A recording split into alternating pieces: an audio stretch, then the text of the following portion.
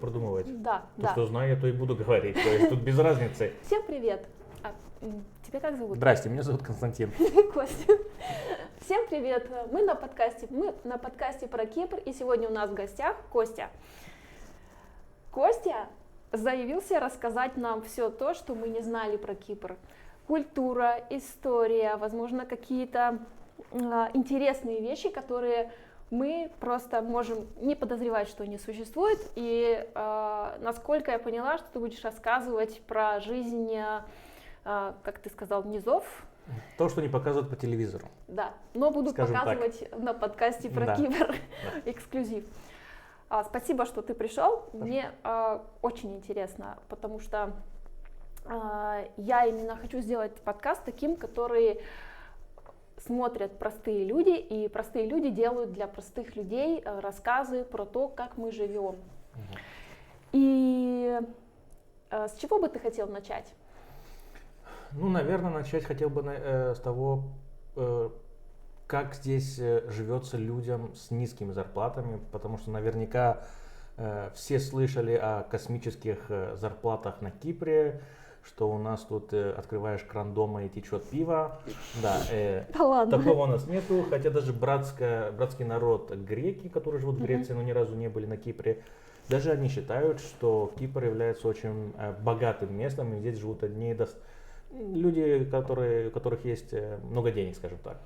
Это неправда. То есть это частичная правда. Тут также есть и низший класс, и средний, и высший класс, люди, которые ни в чем не нуждаются. То есть тут есть все. Мы сегодня будем говорить, конечно же, о низших, возможно, о среднем классе. Начнем, наверное, с ребят, которые вам привозят еду домой, люди, которые развозят других людей. Начнем с них. Люди, которые работают в ресторанах, в кафешках, делают вам кофе. По какой-то причине, опять же, надо сказать, что в Лимассоле, город является туристическим местом более-менее, и столица Никосия — это разные места, там разные цифры, все работает, все по-разному. Начнем, наверное, говорить с Никосии. И если кто-то приезжает на Кипр, наверное, лучше приехать в Никосию, потому что работу там найти легче, и там больше работы. Конечно же, зарплаты будут такие себе, особенно если вы не владеете языком, но надо как-то крутиться. Не владеешь языком, ты какой язык имеешь в виду? Греческий? Ну, греческий, если вы не владеете греческим, это не такая большая проблема для Кипра, потому что в последнее время греческий и английский язык являются главными языками на Кипре, чтобы устроиться на работу. Но если вы владеете одним из двух, то это плюс. А если вы не владеете ни одним, то это большой минус. Надо будет на языке жестов. Да, на языке жестов, на языке тела. Но опять же, если вы знаете русский язык, только русский, то, возможно, в Лимассоле вам повезет, и вы найдете работу, где вам будет кто-то помогать, переводить, какую-нибудь там группу в Телеграме, в Фейсбуке, где только русскоговорящие. И, возможно, они, если им это интересно, конечно же, помогут. Это, скорее всего, если у вас есть какие-то знания, допустим, здесь очень востребованные бухгалтеры разные, айтишники, люди, которые работают с цифрами. А если вы, опять же, простой официант, простой бариста, то это будет очень сложно и практически нереально устроиться на работу без знания языка, так как вам придется говорить с людьми. И ни один работодатель не хочет нанимать человека, чтобы он общался с людьми, при этом не зная языка. Насчет зарплат. Давайте поговорим немножко насчет зарплат. Да. Давайте насчет Никосии.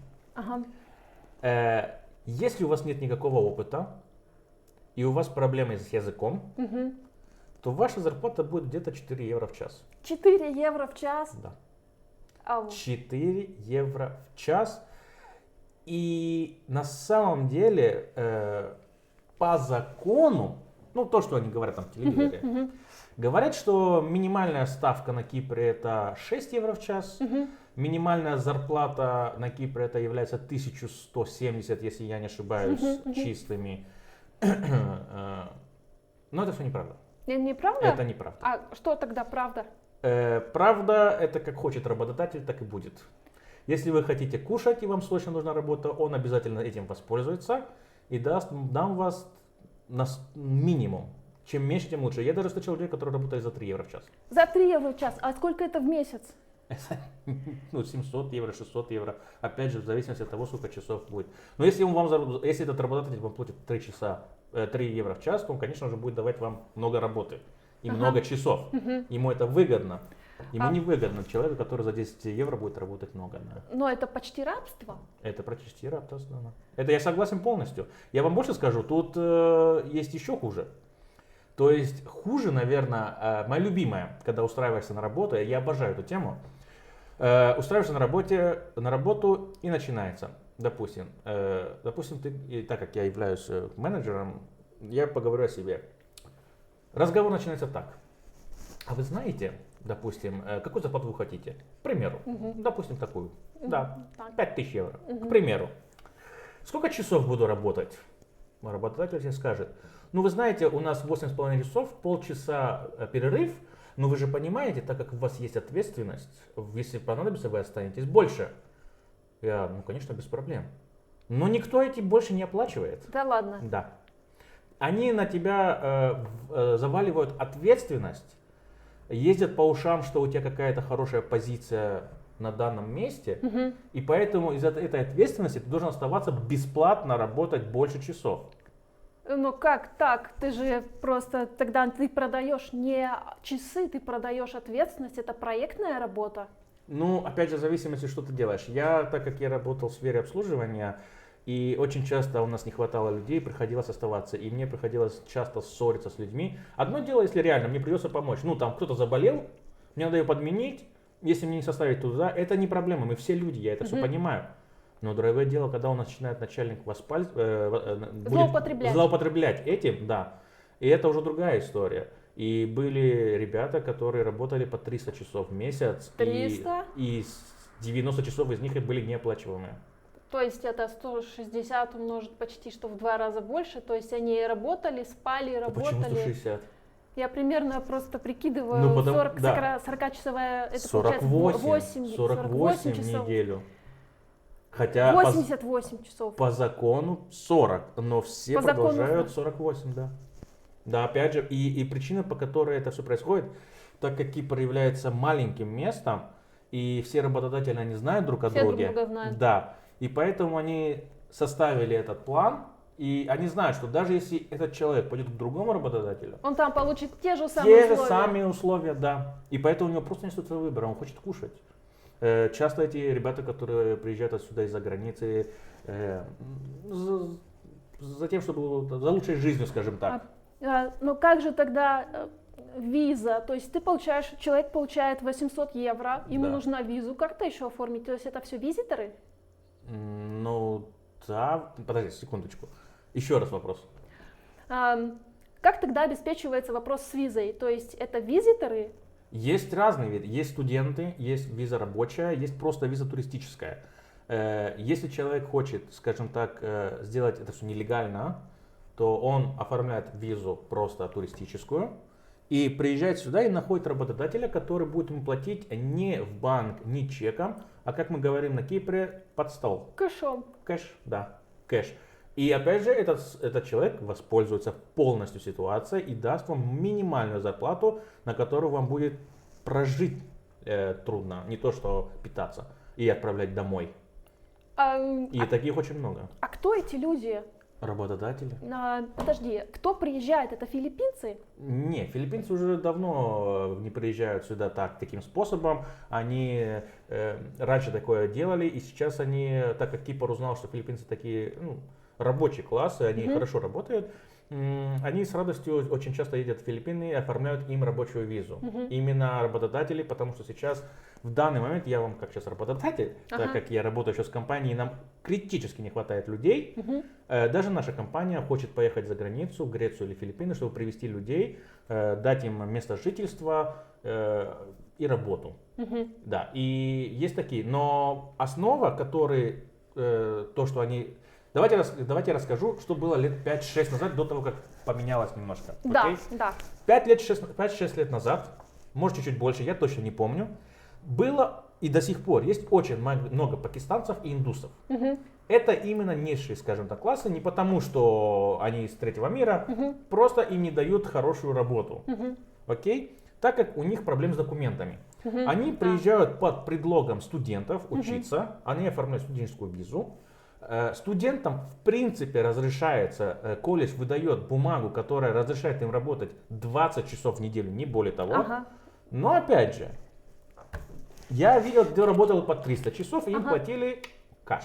Но документам они работают 20 часов. И самое смешное, что все об этом знают. Но никто не... И даже государство, и даже те, кто должны проверять. Но знаете, почему никто ничего не делает? Потому что мы живем на Кипре. Вы знаете, что такое кумбарус? Ну, примерно представляю, но я думаю, что стоит рассказать это нашим зрителям. Кумбарус — это человек, это друг жениха. Да. Здесь все друзья друга. Потому что... Они все родня. Да. И даже на государстве у каждого работодателя есть свой человек, который будет решать такие проблемы. Даже если будет проверка, он вас предупредит. Даже если вы не прошли проверку, он все уладит. И вот я поменял уйму работ. Я поменял очень много работ. У каждого был такой человек. У каждого. Ну, клянусь, я не понимаю, как это возможно. У каждого. Я даже город поменял, и здесь все равно те же самые условия. У моего прошлого работодателя был человек, который за все это решал. Давай так. Вообще, решение вопросов через связи есть везде. Да. Устраивают на работу через связи, решают проблемы через связи, это есть везде. Какая наша боль здесь, когда мы видим это? То есть боль то, что приехали люди, которые готовы работать, и они находятся, по сути, в рабстве. То есть ты им сострадаешь? Ну, я, конечно, им сострадаю, конечно. Но я бы не сказал, что это прям рабство. Это слишком, наверное, громко сказано. Им все-таки платят. Но да, но это, опять же, это большинство случаев. Я не могу сказать, что это абсолютно везде так. Сейчас в последнее время это меняется. Мы сейчас говорим о времени, которое было 5, 6, 7, 8 лет назад. Сейчас до сих пор такое существует, до сих пор. И даже, опять же, я говорю, мой прошлый работодатель именно по такой схеме вел свои дела. Я даже больше говорить не буду. Да, надо аккуратнее. Не надо. Больше говорить не буду, слишком много знаю. Мне еще на Кипре жить. Да, потому что на самом деле я считаю, это нормально, что все всех знают, но всего где-то 1,5 миллиона либо больше. И пришли на свадьбу в размере 1,5-6 тысяч человек на свадьбу пришли, все перезнакомились, есть кумбарусы, конечно, у всех будут кумбарусы. Да. Это... Кстати, свадьбы они так ведут, но у них все опять... И, кстати, про свадьбы. Давайте про свадьбы. Знаете, как Кипр делает свои свадьбы? Это очень смешно. Как вы понимаете, все друг друга знают. Вы были абсолютно правы. Тут огромные свадьбы, так как я работал и на свадьбах. У них такая система. Приглашается 5000 человек. Я работал, и где 10 было тысяч человек. 10 тысяч человек свадьба. Туда и президент приходил предыдущий, да. Ну, в общем, да, огромная свадьба, куча людей. Но когда ты начинаешь... Когда ты заходишь в это мероприятие, ты видишь, что там всего 30-40 столиков. Но как посадить 10 человек на 30 столиков? А я объясню как. А не как. Эти люди не приходят сидеться. На протяжении 4, 5 или 2 часов, в зависимости сколько народа, муж с женой стоят и просто принимают подарки. Скажем так, подарки. Окей? Потом есть буфет, где все на палочке из... Я тоже не помню, но это как... Блин, я забыл. Кейтеринг.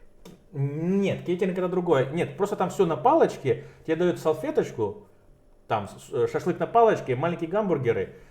Это называется finger food. Finger food, то есть ты с руки едешь. Они немножко там поклевали, и все уходят. А эти столики, они для самых близких. То есть это на 150-200 человек. И вот когда все ушли, они собрали хорошие подарки. Хорошие подарки. После этого они не остаются все. Они все прекрасно знают. Они отдали, поклевали и сразу ушли. То есть никто не остается, нету музыки. Там чуть-чуть где-то задний фон, чуть-чуть музыка играет. Мне больше жалко мужа с невестой, потому что они все это время стоят и улыбаются абсолютно всем. Да. А потом все уходят, закрывается помещение, или где они там были, включается диджей, музыка, танцы, радость и уже еда на стол. Вот как проводятся кипрские. Я думаю, у евреев даже не так. Не знаю. Да, это очень забавно. А я слышала свадьбу, у меня приходила девочка на подкаст, она рассказывала свадьба, ангар, 6 тысяч человек, длинная очередь, жених с невестой принимают подарки. Да, это все так, Да, у них есть еще очень шикарные свадьбы. Я, допустим, видел свадьбу, которую делал человек, у которого уже был ребенок, они жили достаточно долго, у них был политический брак, и им эта свадьба не нужна была. Они так сделали, чисто для гостей. И просто муж пришел в шортиках, то есть короткая рубашка, ему настолько плевать было. Это была вилла, там на заднем дворе сделали где-то 15 столов, просто для своих. У них уже ребенок, ему, по-моему, 6-7 лет было. Они просто так сделали эту свадьбу. Они не были, скажем так, по документам женаты. У них был политический брак, который не является, скажем так, браком по закону. Да, давай переведем. Политос, если правильно ударение поставила, это житель, то есть это гражданский брак. То, что ты говоришь. Политикос гамус, гражданский брак. Да. Это называется гражданским браком. Да, ну вот как-то так. Ну давайте пойдем опять к нашему любимому рабочему классу. Да. Да, и насчет этих пакистанцев, которые приезжали сюда. Пакистанцы, индусы, в то время еще до кризиса, даже до этого, да, потому что кризис, который был в 2008 году, на Кипр он приехал в 2015-2016 году. Он очень запоздал. В то время у нас было очень много европейцев, из болгарцев и румынцев. Также были индусы, Бангладеш и пакистанцы. Этих народов было очень много.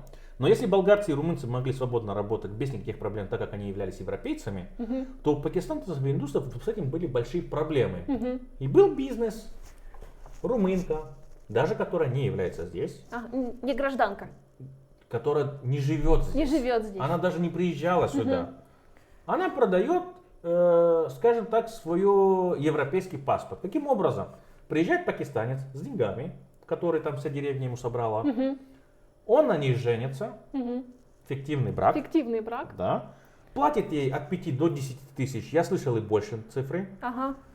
И, скажем так, каждый раз, когда бывает проверка, их зовут на проверку, этот человек, парень, он покупает ей билет. Он оплачивает ей жилье, он оплачивает ей еду, она приезжает, делает вид, что они замужем, фотографии, поцелуи, любовь, морковь и уезжает обратно.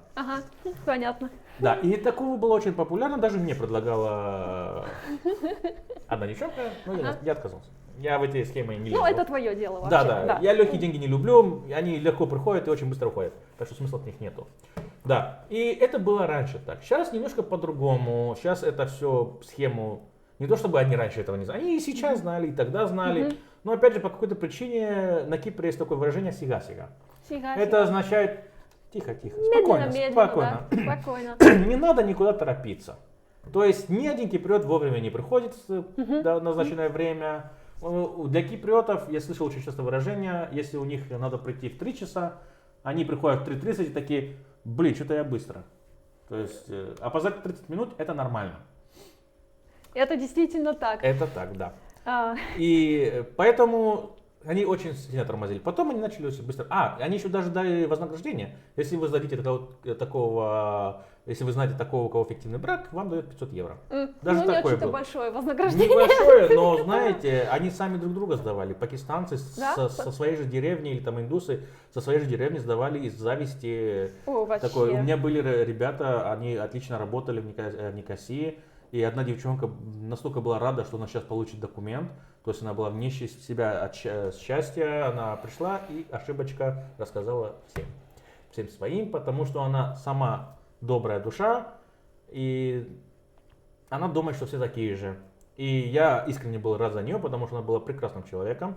Она немножко глупенькая была, но как человек она была золотым человеком. Очень добрый человек. И, к сожалению, какая-то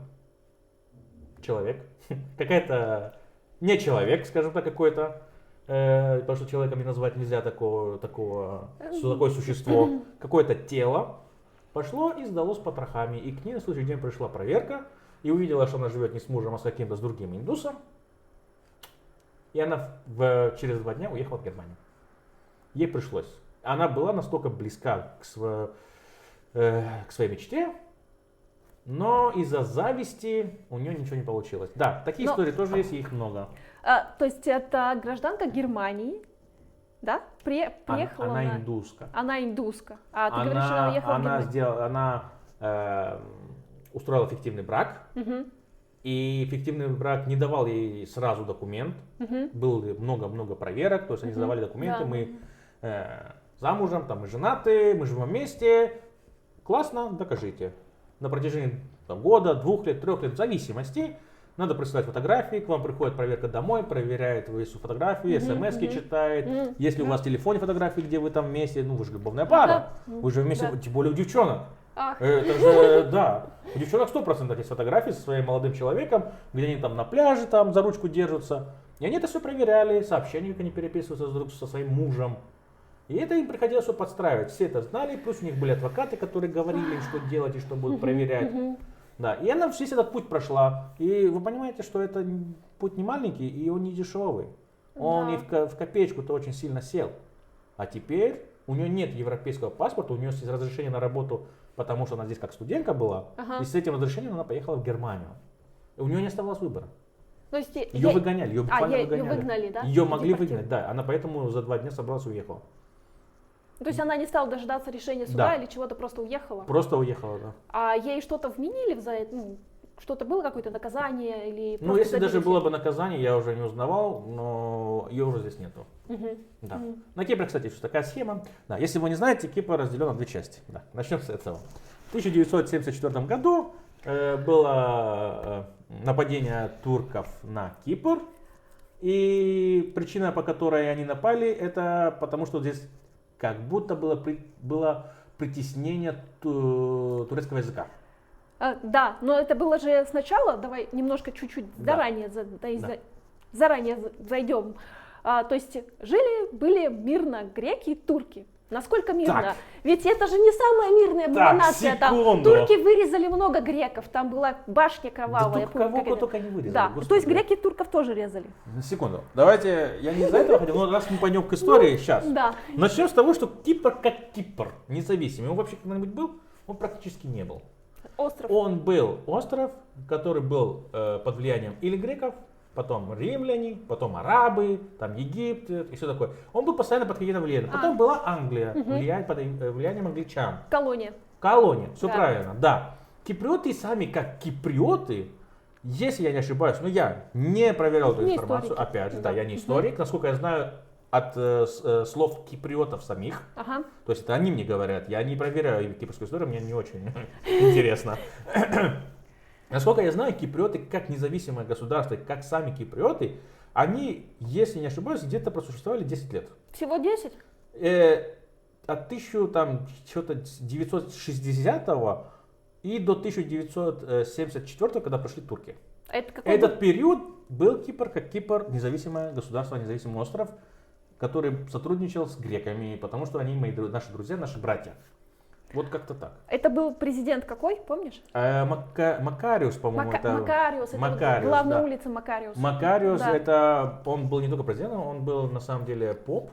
Да. Он был главный там поп в Кипре, также в тем же временем он был и... Ну это я не знаю, что он все эти 10 лет был. Я знаю, что во время оккупации и после оккупации он был. Сейчас, какой период, я точно не знаю. Да. И на самом деле некоторые говорят, что если бы Макариус жил немножко дольше, то он все-таки, наверное, бы договорился, потому что у него почти получилось договориться, чтобы ему вернули другую сторону. Так говорят. Ах. Да. И да, турков никто не любит. А Макариусу помогли уйти? Ну это я не знаю. Ладно. А вот это уже... Этот вопрос я никогда не спрашивал. Но очень интересный вопрос, надо посмотреть. Но, слушай, я знаю, что он умер. Сейчас мне никто никогда не говорил, что его умерли. Убили. Да. Так что, насколько я знаю, он просто умер с возрастом.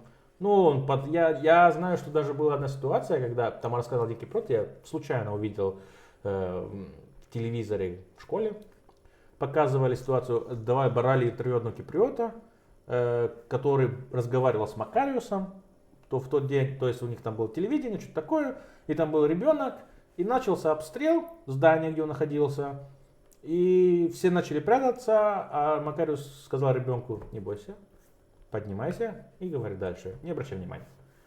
То есть человек был с яйцами. Да. То есть он был, значит, я так предполагаю, что он был не просто как поп, он как политик, скорее всего, был сильным. Ну, все говорят так. А попы здесь, они, в принципе, политически сильные, то есть они какую-то мафию держат, да, влияют вообще как-то? Господи, а где попы не мафия, господи? То есть они, ладно, хорошо. Вообще попы, это же попы, это главная мафия в любой стране. Вы серьезно? Да, конечно, Кипр очень верующий народ, они христиане, и они очень верят, и влияние церкви, конечно, скорее всего, имеет какое-то. Пользуются ли они этим? Да.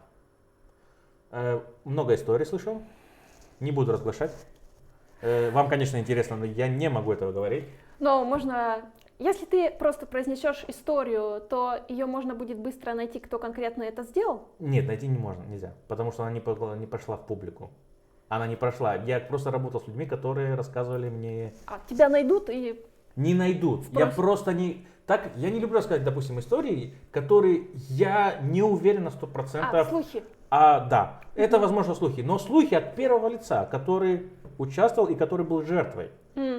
Но правда ли он говорит или просто наговаривает?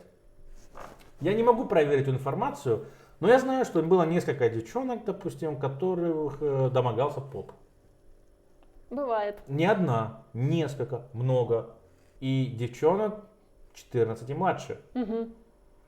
То есть, да. Но правду ли она говорит? Ты знаешь, хотела ли она внимания? Я не знаю. Часто ли дети врут? Зачем им врать? Да, тоже верно. Но почему-то по какой-то причине с любой девушкой, с которой я знакомился, по какой-то причине мне говорили, что у них что-то там, кто-то там в детстве. Не хочу, у меня... Так, 75% женщин испытывают насилие в детстве, просто они про это не говорят и не калибруют это как насилие. Что мы имеем в виду под насилием? Сексуальное насилие или физическое насилие? Отсутствие согласия на контакт. То есть 7 девушек из 10, или даже больше, были не согласны, но при этом испытывали какой-то физический контакт с мужчиной? Мужчиной, да, потому что не умеют говорить, нет, потому что им никто не рассказывал еще, да куча причин. У нас воспитание такое, которое требует корректировки, как мне кажется. Я не знаю, сложно мне в это поверить, ну окей. Надо еще принимать во внимание, что есть еще и нехватка внимания. Да, есть, возможно. Так что очень легко кого-то обвинить, и закон станет на сторону женщины и девушки, но... Я согласна, могут как-то пытаться получить внимание совсем не теми способами. И потом еще выгоду, а мужчины от этого страдают. Очень, и это вообще тоже... И да, страдают они не только по закону, они там еще очень сильно страдают. Да, что им там нехорошо. Где там? Никому не посоветуешь. Да. Так, ладно, мы отошли от темы, это мы про Кипр говорим. Но на самом деле, вообще-то, мы говорим про нашу жизнь на Кипре, и это тоже относится к жизни. Наша жизнь. Если у вас денег нету, здесь жизнь сложная. И подняться из низов на Кипре очень тяжело. Я расскажу, наверное, историю нашу. Как мы приехали сюда. Ты откуда? Я родился на Кипре. Я родился в Грузии. Ага. Потом наша семья переехала в Россию на какое-то время, а потом моя мама всю семью привезла сюда. Угу. Моя мама была одна, с 3 детьми, и слава богу, у нее была сестра, которая была более такая бойкая, и она нет-нет помогала ей. Моя мама была очень застенчива, она выросла в кавказской семье, голова вниз. В Грузии даже так было в то время. Отец тоже был строгим. Не то чтобы он бил или что-то, нет, он просто был строгим. Да? Рукоприкладства никогда не было с моей мамой, насколько я знаю. Я точно не помню, я был маленький, я самый младший в нашей семье. И моей маме пришлось работать буквально на 3 работах. То есть я не говорю так, чтобы повысить статус, там, как это тяжело. Моей маме буквально приходилось работать по 18-19 часов в день. На протяжении 7 лет как минимум, без выходных, иногда даже без отпуска, чтобы прокормить семью. Причина. Как я и говорил, давали минимальную зарплату, меньше, чем минимальную зарплату. Даже в те времена, хотя когда мы приехали, у нас тут были лиры, а лира считалась одной из самых сильных валют в мире. 1 лира была 2 евро. Кипрская лира. Да, потом, когда ее поменяли, она стала 1... Ну, когда уже начала входить в Европу, лира немножко упала, и она стала рубль 70. А так она была 2, даже больше, по-моему. Но потом закрыли на евро 70 1 лира, и пошла смена. Да, и была минимальная зарплата. Я настолько был маленьким, но я до сих пор это помню. Первый раз, когда меня забрали помогать семье с работой, это была, я был совсем лет 9. Это была огромная вилла, выглядела как заброшенная. Ее надо было подготовить для лета, ну лето уже подходило, там пару месяцев. Надо было ее подготовить, почистить, подключить электричество, построить, бассейн подключить, буквально все, чтобы она работала и могли делать партии в этом месте. 3 семьи, то есть семья моей мамы, семья ее сестры и ее другой сестры, с ее мужьями, с ее сыновьями, плюс-минус 10, 12, 15 человек, сейчас я не буду считать. Только мы были на этом объекте, и каждый выполнял свою работу. Мне 9 лет, что я приходил играть, ну там, подай это, подай то, такой эксперимент. Чем все это закончилось? Мы, по-моему, если не ошибаюсь, 1,5 или 2 месяца там отработали 3 семьи. Нам не заплатили никому. Никому. А как? Вот так, нету денег. Почему? А потому что нам не сделали контракта, нам никто не записывал, что мы рабочие, работаем на него. Все потому что мы только приехали, мы немножко боялись, мы не знали законов, мы не знали языка, мы даже английского не знали, мы ничего не знали. Очень сложно было коммуницировать, и мы не знали, как здесь все устроено. Человек просто воспользовался и бесплатно на 2 месяца. А вот представляете, допустим, если у нас не было бы немножко запасов. А вас хотя бы кормили? Нет. Сами, да.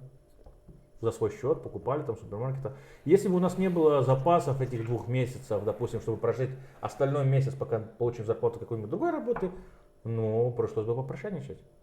Потому что на 2 месяца мы работали, нам не заплатили. Как из этого выбираться? Ведь это, как я вижу, наверное, это общая проблема. Она есть не только на Кипре, и, может быть, как-то можно помогать. Нужно терпеть. Ну, наверное, я так посоветую. Нет, не терпеть не в том плане терпеть, что они делают. Терпеть время, как по мне, так как я уже знаю всю, как здесь ситуация на Кипре происходит, я терпеть никого не буду. Я знаю законы, я знаю, как все устроено, и я не позволю никому так опять поступать. И, конечно, у меня кровь вскипает, когда я вспоминаю, что сделали, как к нам относились раньше. И сейчас я никогда не позволю такого отношения. Это 100%. Но совет какой-нибудь, не соглашайтесь на абы что. Нужен контракт. Хорошо проверьте. Хорошо договоритесь, обговорите все условия. И желательно, чтобы все эти условия были в контракте. Прописан. Если они будут прописаны, хочет он или нет, он будет соблюдать. А как же британское право, там, где судиться просто вечности? Да, судиться вечно, согласен. Они могут даже при наличии контракта кинуть. Да. Ну, вы что? Я объясню, как это получается. По какой причине при наличии контракта они все-таки могут кинуть. Если у человека приезжает сюда не с рабочей визой, не по контракту, он приезжает сюда или по туристической визе, и ему оформляют разрешение на работу, как, допустим, работодатель делает тебе разрешение на работу на год. Легально все. Да, ты будешь работать со мной год, потом, если что, или я сделаю тебе новый, или в зависимости. Да. Если я не обновлю этот контракт через год, хочешь ты этого или нет, тебе придется уехать. Если ты уедешь, а я тебе должен 5000 евро, то... как ты будешь со мной судиться? Да никак. Да никак. Ну, что же делать тогда? Ты попал. Очень сложно. Я не знаю, я не адвокат. Я не знаю, что в этих ситуациях делать. Но... Просто пытаться не попадать на них, наверное. Есть большие компании, которые так не будут. Хорошо, давайте так. Давайте не будем на всех говорить, да. Давайте будем говорить компании большие, которые этим заниматься не будут. Они будут оформлять тебя. Им главное срубать деньги. Кто им срубает деньги, им все равно. То есть надо, чтобы выполнялся какой-то план. Работа. Да. Выполняется работа, компания счастлива, компания получила деньги. Зачем мне эти 5000 евро, если она заработала 50 миллионов? Ну, да. Никто об этом не будет думать. Лучше она тебе все сделать по закону. И этих компаний много. Строительные компании, компании офисов, я даже знаю, там PwC называется, Wargaming, допустим, огромный офис. Эти офисы, допустим, они все сделают по контракту. Есть даже огромная компания франчайз на Кипре, которая имеет где-то 200 магазинов, и она все делает по закону. Но она очень мало платит. Но берет абы кого. Практически даже без знания языка. То есть она вам найдет применение в любой сфере. У них очень много работы, они очень ценят работников, но по деньгам 1 числа твоя зарплата будет у тебя на счету. А вот скажи, это реальная ситуация? Например, человека кинули на 5000 евро, Да. ему надо ехать. Да. Может ли он найти кумбараса или помощника, помогатора какого-то, чтобы он решил эту проблему как-то? Но бесплатно никто ничего не сделает. Конечно, бесплатно не сделают. Например, за какую стоимость от этих 5000 он Ну, это сделает? адвокаты берут проценты. Да. Адвокат возьмет процент или, ну опять же, если адвокат знает, что это невыигрышная ситуация, он даже не возьмется за нее. Или опять же, если адвокат гнида, он скажет, я хочу 2000, я тебе верну 3000. Он возьмет 2000, а потом тебе скажет, ты знаешь, не получилось. Это да, могут так. Такое тоже может быть, да. Конечно, не нужно все видеть негативно. Окей? Есть такие ситуации, но это не означает, что это везде. Надо понимать, что это не везде. Просто надо знать, надо уметь общаться с людьми. Найдите человека, который, господи, зададите в Facebook, сделайте себе друзей. Здесь очень много русскоговорящих людей. Очень, особенно в Лимассоле. Просто тьма. Есть группы с русскоговорящими. Есть украинские группы, есть русские, есть даже грузинские. Зайдите, поговорите, там общаются люди. Поговорите, спросите. Мне недавно, допустим, в Телеграме я искал рабочих, и там увидел девчонка ищет работу. И я спросил, у тебя есть разрешение на Кипр на работу? Он говорит, нет. Я говорю, слушай, я тебе помочь не могу, но вот тебе кое-какие страницы, вот здесь ты можешь найти работу, возможно, тебе повезет, также поищи вот здесь, также я скажу там своим знакомым, может, они там что-нибудь подработку дадут тебе. Ну, да, можно решить как-то. Мне не составило труда потратить 7 минут своего времени, чтобы послать ей ссылки 2 сайтов и там поговорить там с каким-то знакомым, чтобы вдруг ему какая-то рабочая сила нужна, чтобы там дали. У меня есть надежда, может быть, она наивная, что когда Кипр все-таки когда-нибудь зайдет в Европейский Союз, что, возможно, будут соблюдаться какие-то законы, возможно, будет можно что-то сделать или нет. Ну слушай, ну везде же так. Везде есть кто нарушает закон. Просто, возможно, здесь все друг друга знают и никто друг друга не сдает. Но это работает в другую сторону. Опять же, все друг друга знают. Если ты мне не нравишься, я тебя могу с легкостью сдать. Не надо смотреть с этой стороны. Сейчас, в данный момент, ситуация какая на Кипре? Проблемы с людьми, то есть со стафом были всегда большие. У всех. Сейчас, по-моему, она достигла, я так предполагаю, критической ситуации, левела, критического уровня. Потому что вот на протяжении 2 недель я ответственный, чтобы найти стаф, я нашел 2 человек за 2 недели, а мне нужно 20. А ты только этим занимался в эти 2 недели? Но я недавно устроился на работу на это. А, да. Эта компания совсем новая, у них еще парк не открылся, они через 10 дней откроются этот парк, и нам срочно нужны люди. Мы не можем найти. Автомобильный парк. Нет, это семейный парк будет. Это семейный парк для всех возрастов будет, и для маленьких, и для детей будут и батуты, игровые площадки, кафешки, рестораны, все разное. Ну, сейчас там через 10 дней откроется, приходите. Обязательно. Да, вам понравится, я обещаю. Ну, по плану, как там выглядело, все было красиво. Сейчас как практика посмотрим. Но работа идет. В общем, да, и состав очень большие проблемы. И мало кто будет рисковать этим киданием, чтобы сэкономить там 2-3% от его инкама и потерять при этом став и закрыть, допустим, помещение и потерять еще больше денег. Потому что если у тебя нету став, если у тебя нету людей, ты не сможешь работать. Ты не сможешь открыть кафешку, ты не сможешь открыть ресторан.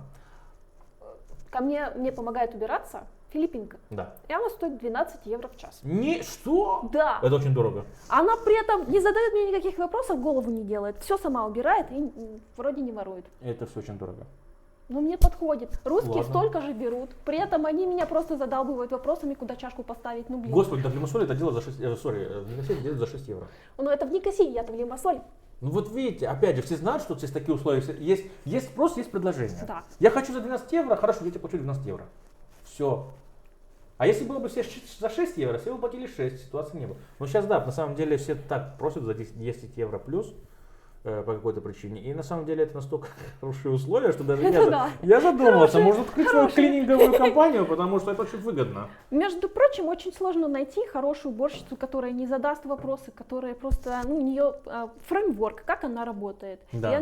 И она может сама автономно работать. Это очень ценно, что я могу куда-то уйти, я могу заниматься своими делами. Ведь я хочу купить труд, чтобы заняться своими делами, а не чтобы ходить над душой стоять, этот положи сюда, здесь сюда, там туда, зачем. Нет, ну подожди, ну первые там хотя бы пару дней или хотя бы первый день надо объяснить. Она меня даже первый день ничего не спросила. То есть спросила, где тряпки, спросила, где пылесос, все. Молодец. Молодец. Да, ну ладно, тогда молчу. Все, хорошо. Да, ну окей, они хорошо получают здесь. Да, если хотите уборщиками, язык не нужен. Приезжайте, тут 10 евро плюс. Некоторые, я слышал, даже по 20 евро берут. Ну, да, у меня было по 20, но мне с ней было некомфортно, как это ни странно. Цена вообще не имеет значения в плане, как с человеком. То есть для меня очень огромное имеет значение, какой человек. Давайте я буду за 20 евро убивать у вас. Я не за 20, у меня не за 20. А больше? Нет, у меня за Да, за да, 12. давайте, вот, опять же, низший класс. Очень много требует в большие семьи уборщицу, плюс присматривать за детьми, плюс готовить еду домашнюю. И деньги там космические, там очень большие деньги. Да, я слышала, вообще 5000 это был повар, который просто готовит нормальную еду и не делает мозги тоже. Не-не, ну там Это не бы- просто еда. Я согласна, Там далеко там не не просто просто еда, еда. да. За 5000. А, Да, нет, но- но именно им нужна была домохозяйка. Я очень, ну, это то есть не один случай, где я видел много таких. Просто домохозяйка, которая будет следить за порядком, будет играть с ребенком и будет готовить еду. То есть буквально то, что делает жена дома, Но ну, жена- должна. Нет, она не должна. Жена это не сервис вумен. Так, секунду. Это другая тема. Давайте начнем немножко с old fashion. То, что жена делает дома, здесь она будет это делать за 2500 евро в месяц. А, плюс еще проживание ей дают. Это важно. Да. Да. Плюс и проживание, 1 выходной, 2 выходных, в зависимости, как повезет. Ух ты. А, да, кстати, вы знали, что на Кипре по закону 5-дневный рабочий день? Да. Да. А вы знаете, что 70% работает 6-дневный до сих пор? Потому что? Потому что Кумбарос. мало денег. Нет, кумбарос. Кумбарос? Да, по контракту 6 дней. И Ну, если по ты подписываешь этот контракт, ты делаешь свое согласие, что я хочу работать за эти деньги 6 дней. Да. Опять же, вас просто вынуждают. И очень много. Поэтому надо иметь обзор, какие работодатели есть, и выбирать, с кем работать. Может быть, здесь есть рынок Нужно работодателей? искать, не нужно соглашаться на все, что на любое предложение. То есть я приехал на Кипр, мне срочно нужна работа, мне нечего кушать. Приехать нужно с запасом. Как минимум 1 месяц, чтобы вы не работали. 1 месяц вам надо будет искать и смотреть. Вы за 1 день не найдете работу и за 1 день. Ну, а бы какую? Да, но если вы хотите работать хорошую работу, где вас станет, вас будут уважать, и что надо искать.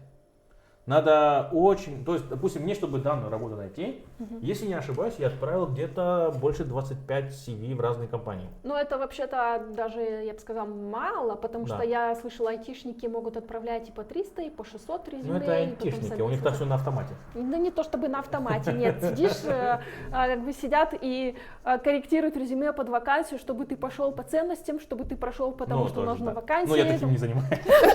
Это IT. Кстати, какие ценности? IT сейчас очень востребовательны. И они получают, опять же, ой-ой-ой. Ой-ой-ой, блин, не хочу даже говорить. Не хочу Большинство думать. подожди, в России была ипотека айтишная по 1-2%, там ставка такая стояла. Айтишники набрали себе с дуру по нескольку ипотек, а потом уехали, потому что Пошли к черту. потому что война, потом у них эти несколько ипотек висят, и ты их должен платить.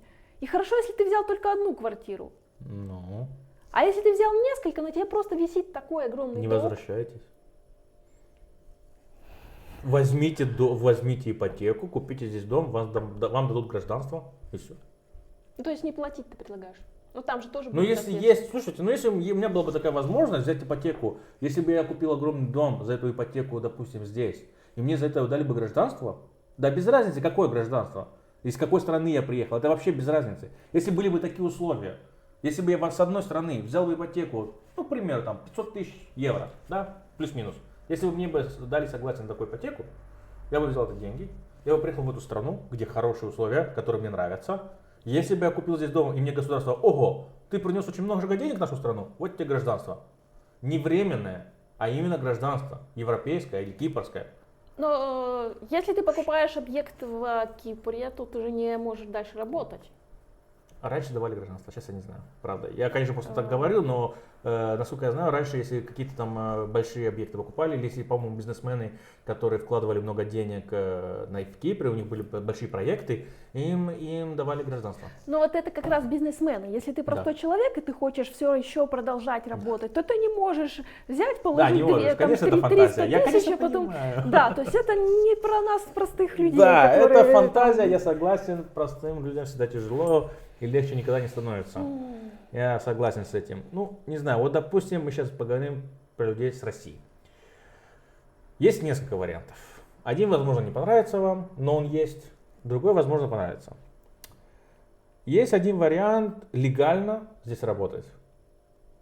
Вы приезжаете сюда, идете там в посольство или государственное какое-нибудь место и говорите: в моей стране, допустим, я нетрадиционного, в общем, да. Ясно, да. Да. В общем, я не такой, как все.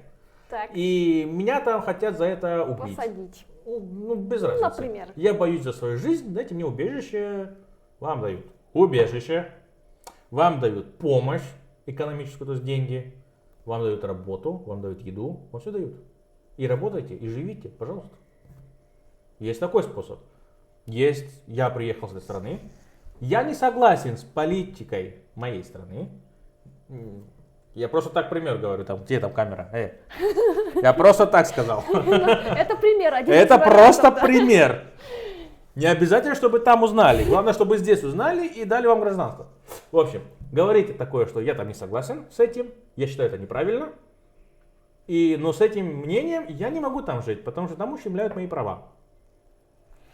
Пожалуйста, дом, квартира, помощь. Подожди. Но у нас те, кто переехал на военных событиях, Да. многие не согласны и переехали именно поэтому, Да. потому что мы не хотим это поддерживать. Я Да. спать не могла.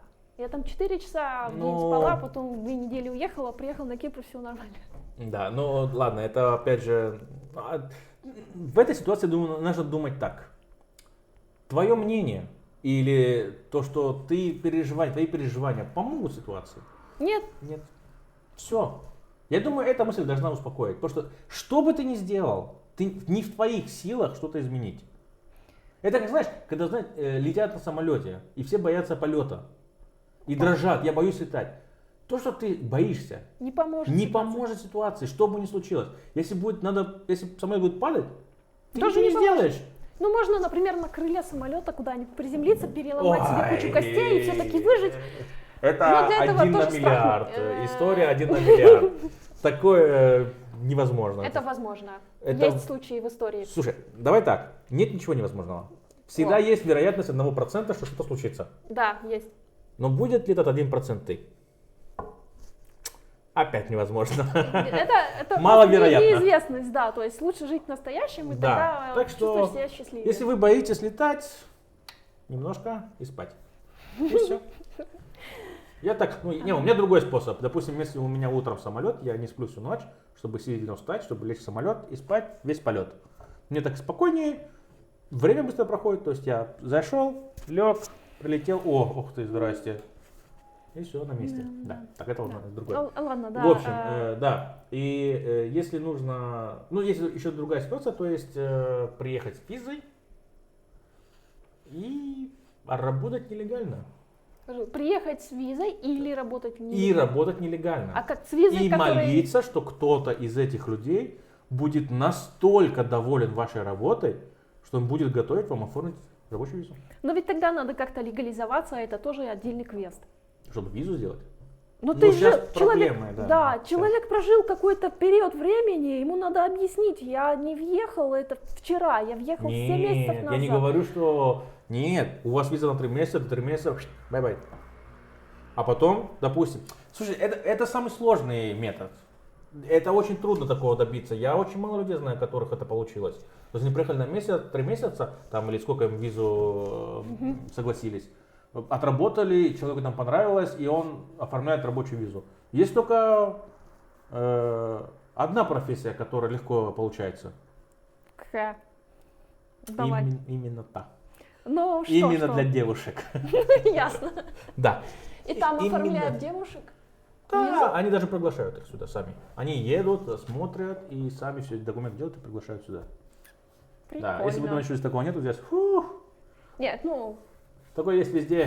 да. Есть даже стадия там профессионал, непрофессионал. Да такие, ладно? да. Квалификация своя. Конечно, конечно. Я всегда поражаюсь, почему девочкам не предлагают из-под подола какую-нибудь визитную карточку мужчин, которые массируют. Что? Почему только мужчинам, когда приходишь в какой-то ресторан, Да. в какой-то отель, почему только им дают визитную карточку эскортниц? А, в смысле, нет, с другой стороны тоже есть. Да? То есть девушек, да, но это просто редко. Редко. Есть, я помню, в Никосии было заведение именно для женщин, допустим. Было заведение, я не знаю, что оно здесь открыто. Я никогда там не был. Ну. Начнем с этого. Нет, на самом деле я там часто проезжал, она практически на главной улице стоит, огромное здание. Я прожил 25 лет в Никосии, и через 20 лет я узнал, что это за здание вообще. Мне там кто-то сказал, и говорит, что там было, или есть до сих пор именно заведение для женщин, стриптиз для женщин, ну не только. Ух ты. Очень много заказывают на свои партии стриптизеров здесь, на свои там девичники, разные мероприятия, там 8 марта делают огромные. Для девушек приносят стриптизи, там просто с ума сходят люди. К сожалению, никогда не работал в такой. К сожалению. Да, конечно, к сожалению, потому что в этой ситуации девушки намного готовы. Ну, они там раскрепощены в том смысле. Ну, да, ладно.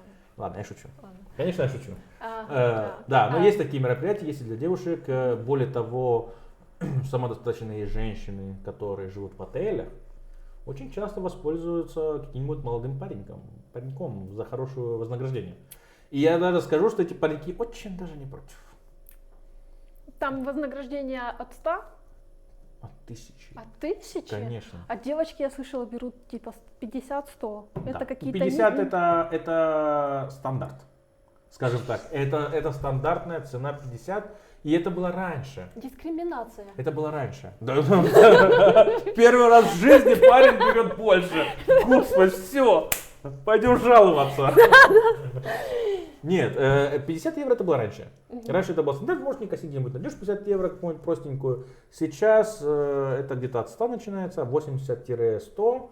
И в зависимости, насколько она профессионал, не профессионал. Есть некоторые, которые, знаете, приезжают сюда, они занимаются этим от, я бы сказал, безысходности, что ли.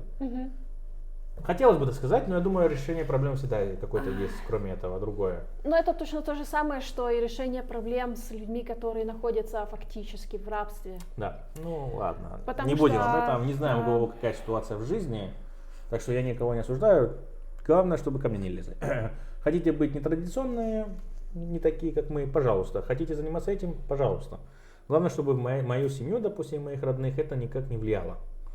Да, и есть, которые на профессиональном уровне. А я недавно узнал, что есть еще там просто эксперты в этом. Они космические деньги стоят, женщины. Они, знаете, как что-то там арабских шейхам-то что-то танцуют.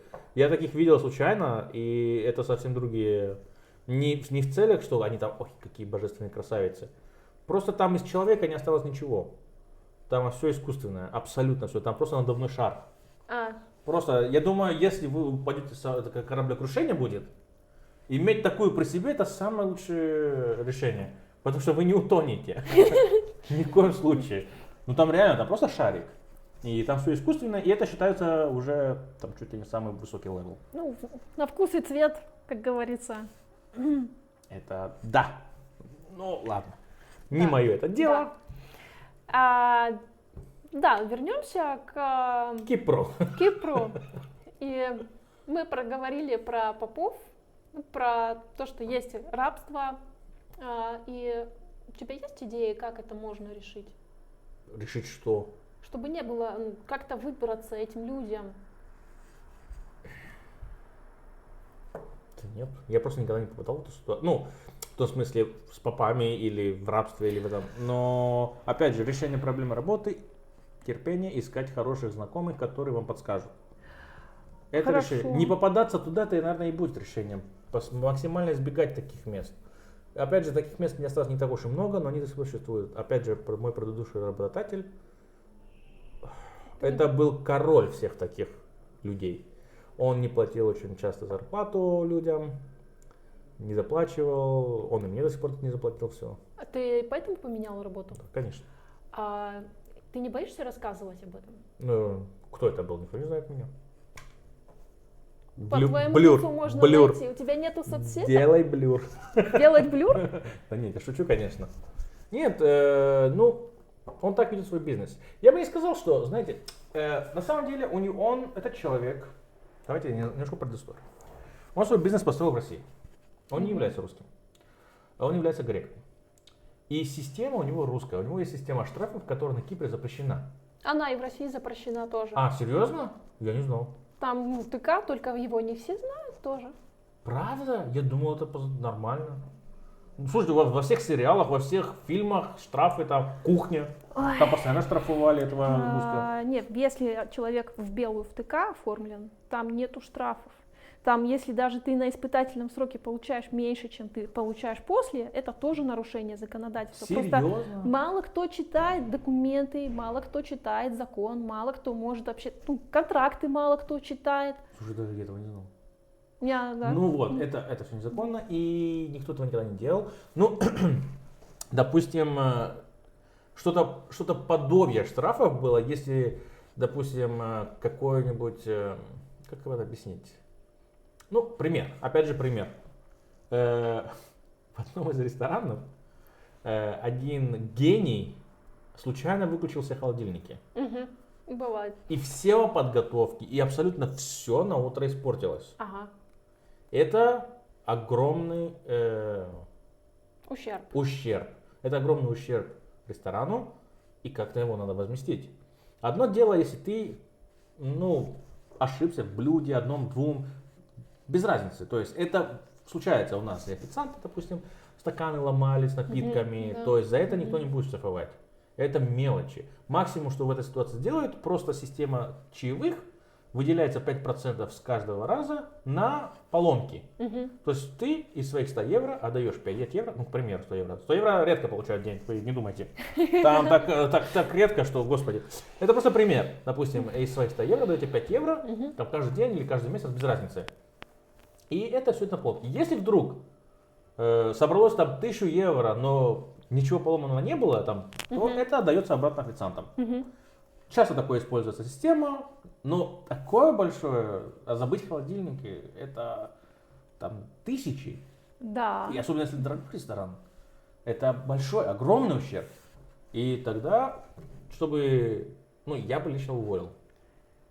Это еще милостиво уволить, просто так. Да, это я бы лично уволил. Но, так как этот парень тоже понимал, что он накосячил очень сильно, они договорились с начальством. Они посчитали себестоимость продукции. Слава богу, себестоимость, а не за цену, которую они продавали. Они сказали, каждый месяц, пока ты работаешь, я буду, допустим, по 100-200 евро урезать с твоей зарплаты, пока не покроет ущерб. Ты согласен с этим? Или я тебя увольняю, и мы идем по закону, я буду тебя судиться с тобой, типа. Я все равно возьму эти деньги, потому что это огромный ущерб. А как он по закону будет судиться? То есть у него в контракте должно быть прописано, что он возмещает весь ущерб? Не написано. А у него нету контракта? Ну, у него не написано, нет. что весь ущерб он не будет возмещать. Так что, возможно, за это и возьмутся. Слушайте, я не знаю. Ограничения Это, возможно, он и ответственности не пугать было. хотел, без разницы. Короче, просто сказал Я думаю, так. даже если он не взял всю стоимость, он все равно бы с него что-нибудь снял. Так что человек хотел работу, он договорился, то есть спокойно, да, я буду возмещать ущерб потихонечку. Просто если все сразу забрать, человек может не будет на что еду купить. Да. Это тоже надо понимать. И по нему вошли в положение и сказали, будем, типа, вместо того, чтобы ты заплатил, мы будем просто у тебя вырезать. И все. И сколько он там работал после этого столько? Да, он работает до сих пор. И он до сих пор выплачивает? Не, он выплатит, а мне не прям космическая цена. Да. Ну, То есть 2 года. для нас в Краснодар день это космическая цена. Да, где-то 1,5 года он платил. Там где-то 1500-2000 евро было, Ух. что-то плюс-минус. Ну, много все равно. Да, это много. Много, но не очень заметно, если ты потихоньку платишь. Да, такие ситуации были. И поэтому этот человек у него система штрафов, то есть он штрафует, и ты хочешь работать, опять же, знаешь, он давит на то, что люди хотят работать, он давит, что у людей нет документов, он давит на это, и поэтому он приносит тебе бумагу, там не написано, что штраф, там написано, что я взял из своей зарплаты 300 евро заранее, то есть я взял кэш-адванс.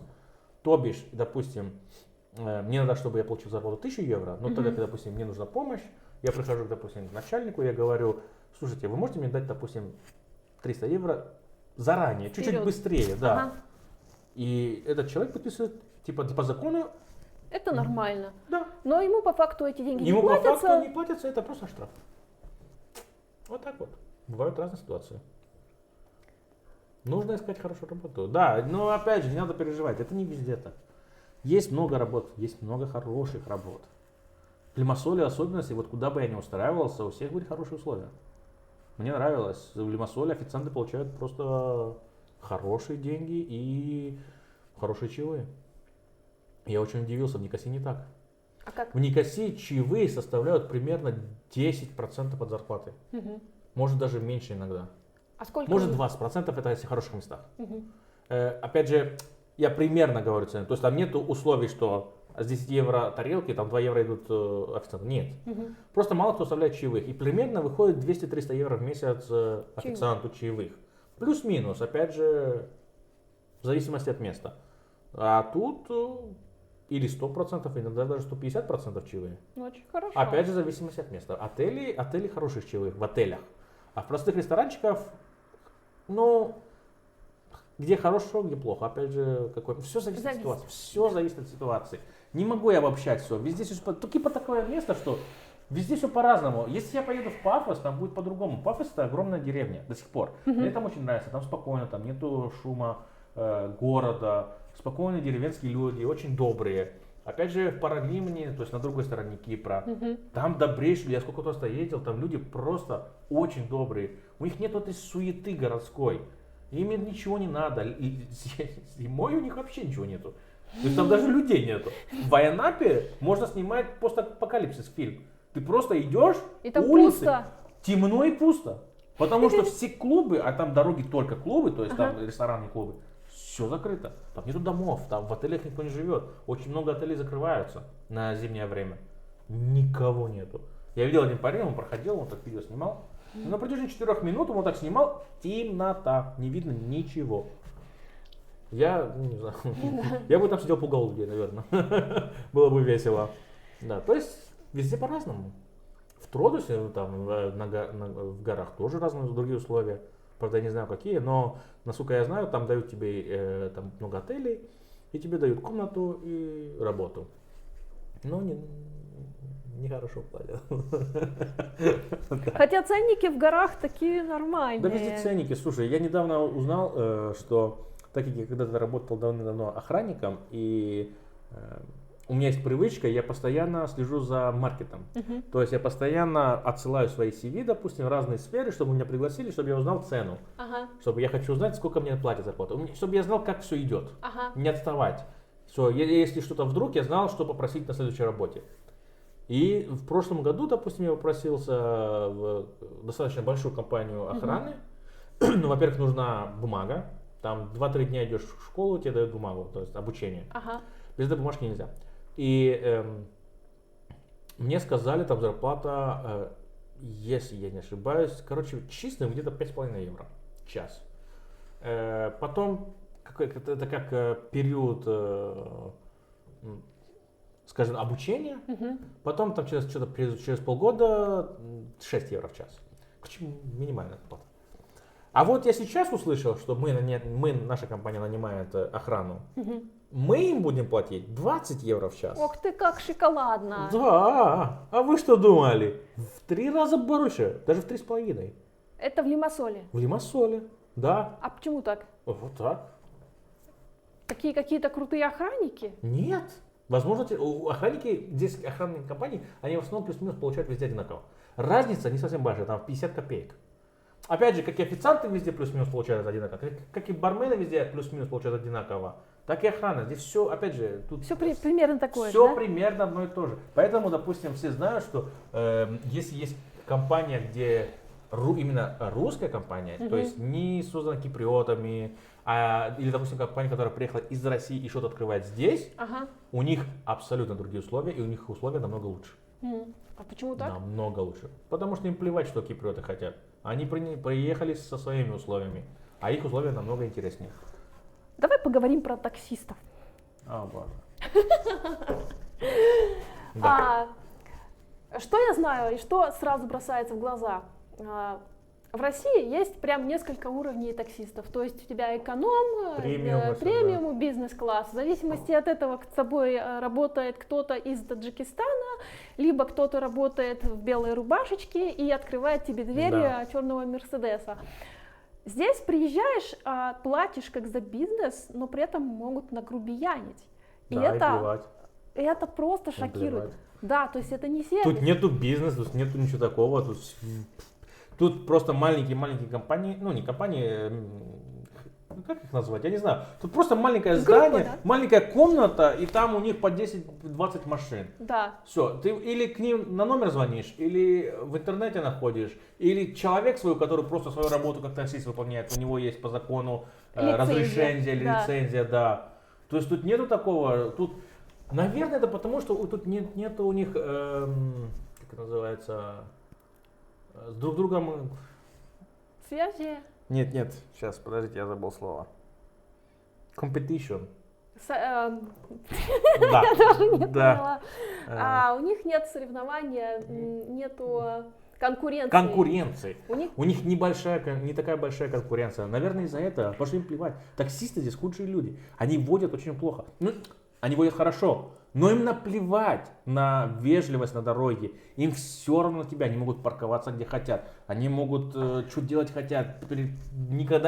Никогда я не видел таксиста за 25 лет на Кипре, чтобы он включил поворотник. Так, а их разве не будут штрафовать, если они будут парковаться в каких-нибудь неправильных местах? Это другая тема. Да? Хотите, наверное, подсказку? Да. Как не получать штраф? Вы Красные паркуетесь. Нет, вы паркуетесь и включаете аварийки. Все. И паркуйтесь где хотите.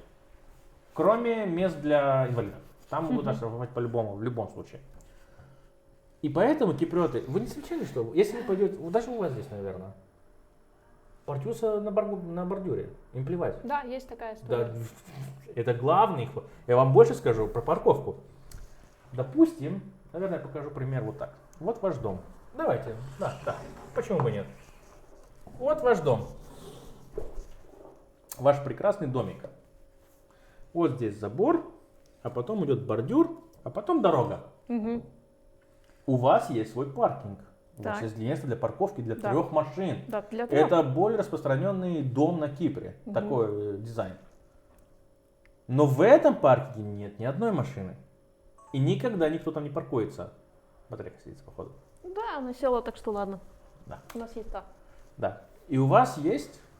Но там не паркуется почти никогда никто. Почему? Паркуется перед домом. Что не запрещено. Потому что проще выехать. Да. Киприоты очень ленивые. Они не хотят заезжать, выезжать, там время тратить, открыть там забор, закрыть. Они не хотят это время. Припарковался и пошел. И это как бы не проблема. Пожалуйста, паркуйся. Разметки нет, что парковка запрещена на таких улицах. Проблема в том, что они считают это место их личной парковкой. И то есть, если там нету машины и вы паркуетесь, я на этом не живу, они выйдут с палками, уходи, это мое место. Да, они так и сделают. Да. Им плевать. Вот так вот. Я слышала, что тут есть какие-то, то есть лицензия, которая дорого стоит. Да. И люди не все могут купить. Но и не имеют возможности купить, потому что у них нет денег. Да. Или, нет. Они дорого стоят. Во-первых, эта лицензия, она на определенное место. Угу. То есть ты не можешь купить лицензию такси и ездить где угодно. У вас свой регион. где вам позволено ездить и брать клиентов. М. То есть ты не можешь, допустим, в Никосии купить лицензию, которая в Никосии, и ездить в Лимассоле. Нет. И поэтому лицензия в зависимости от региона, в зависимости от места, Мгм. стоит дешевле или дороже. То есть если это зажиточное место, то она будет, естественно, дороже стоить. Ну, я слышал, они там по 40, по 50 тысяч стоят лицензии эти Так. некоторые. А я еще слышала, что людям, у которых многодетные семьи или что-нибудь такое, то им дают эти лицензии, чтобы они могли зарабатывать. Есть такая Ой, история? я это не знаю. Я никогда такого не слышал. Я первый раз слышу это.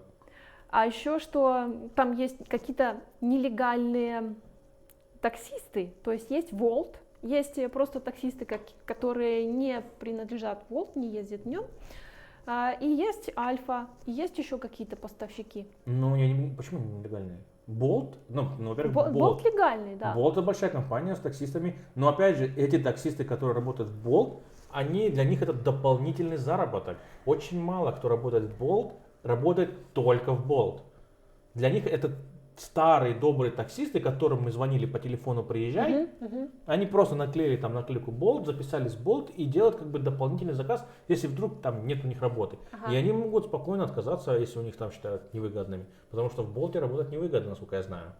Там у них процент большой вырезают или что-то в этом роде. Поэтому это как бы дополнительный заработок для них.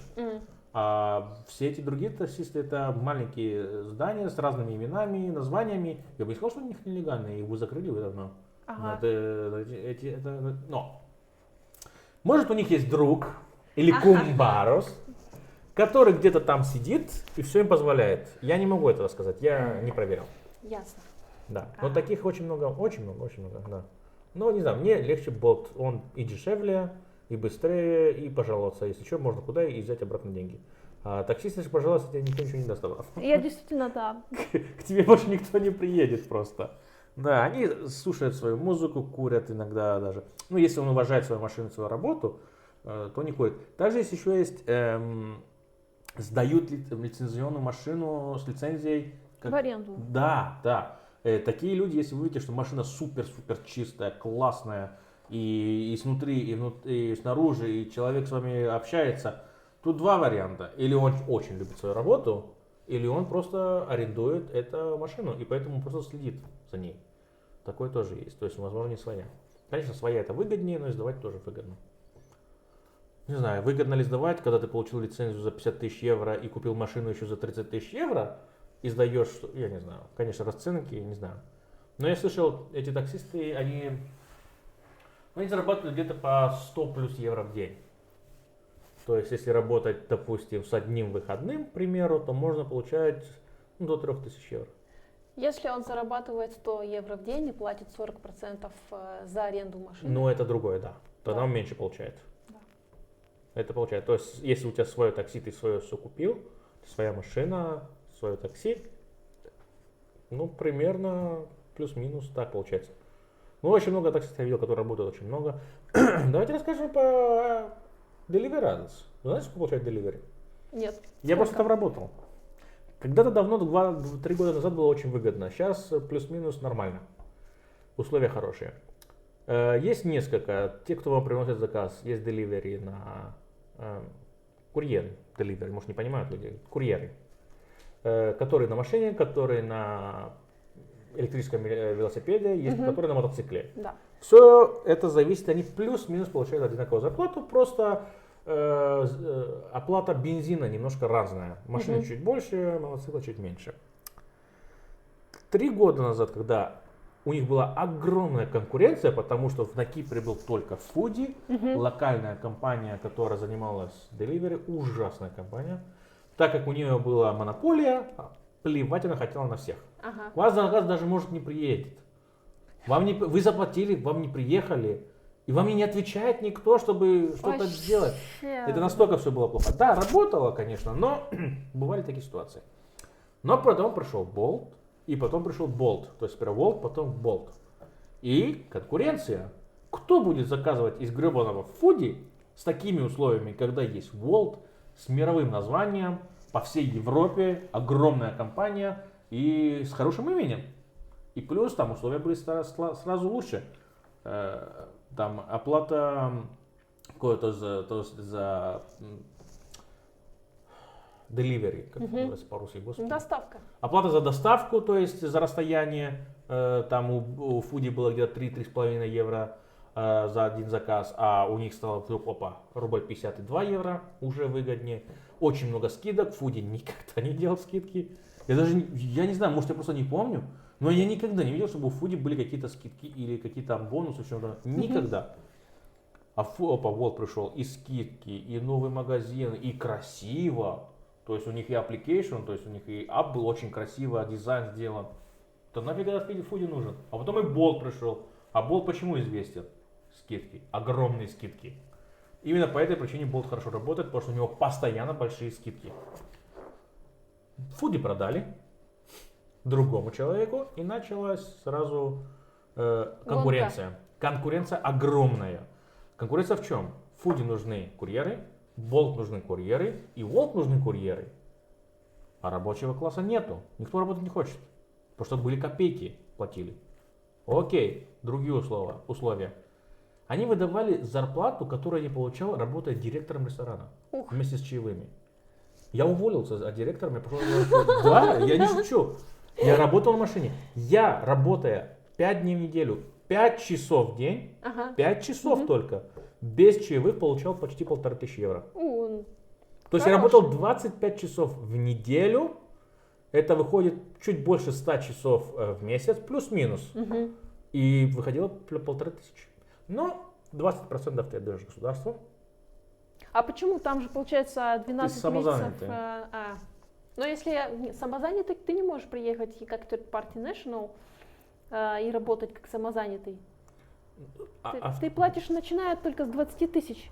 Нет, 20%. Но такие условия. Сейчас, как именно это называется по-русски, я не знаю. По-моему, называется самозанятость. Ну, просто... Нет, если получается... Self-employed. Self-employed не может устроиться. То есть...